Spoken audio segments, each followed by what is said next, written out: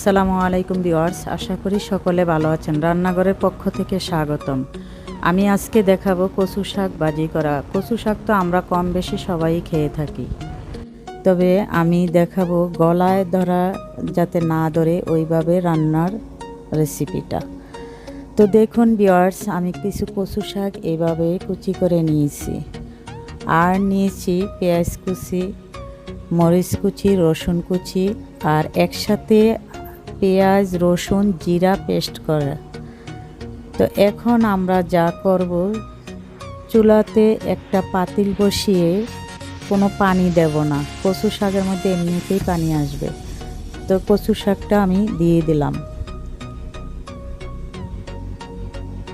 দেওয়ার পর কচু শাক যে গলায় ধরে, তার জন্য আপনারা গলায় ধরাটা কিভাবে কাটবেন, এই সিদ্ধর মধ্যে একটু লবণ দিয়ে দিবেন পরিমাণ মতো।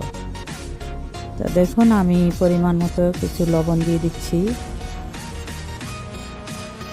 তো এখন আমরা ঢাকনা দিয়ে ডেকে দিয়ে 15 থেকে 20 মিনিট সিদ্ধ করে নেব কচু শাকটা। আমার কচু শাকটা সিদ্ধ হয়ে গেছে, একেবারেই পানি থাকবে না। দেখুন একেবারে শুকনো হয়ে গেছে। এখন আমি এটা নামিয়ে নেব। আমরা চুলায় আবার একটা তেলের কড়িয়ে বসিয়ে দিলাম। দেওয়ার পর আমি পরিমাণ মতো তেল দিয়ে দেব।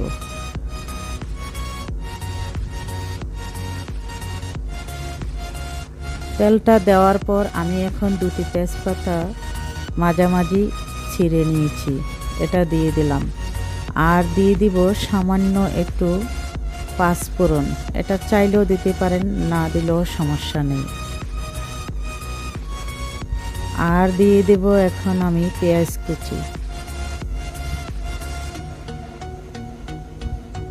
সাথে দিয়ে দিচ্ছি আমি এখন রসুন কুচি, তারপরে দিয়ে দিচ্ছি মরিচ কুচি। এখন আমি ভালোভাবে সব কয়টা উপকরণ একসাথে মিশিয়ে নেব। মিশিয়ে নেওয়ার পর আমি এখন স্বাদ মতো লবণ দিয়ে দেব।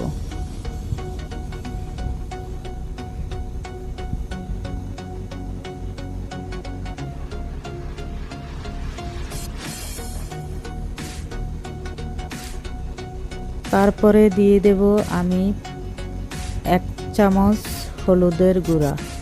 তো আপনারা চাইলে হলুদের গুঁড়া দিতেও পারেন, নাও দিতে পারেন। আমি দিয়ে দিলাম একটু কালারটা ভালো আসার জন্য। তারপরে এখন আমি আবার সব কটা উপকরণ নাড়াচাড়া করে মিশিয়ে নিলাম। নেওয়ার পর এখন আমি আগে থেকে যেই রসুন জিরা পেঁয়াজ পেস্ট করা ছিল এটা দিয়ে দিচ্ছি। এখন আবার আমি সব কয়টা উপকরণ ভালোভাবে কষিয়ে নেব।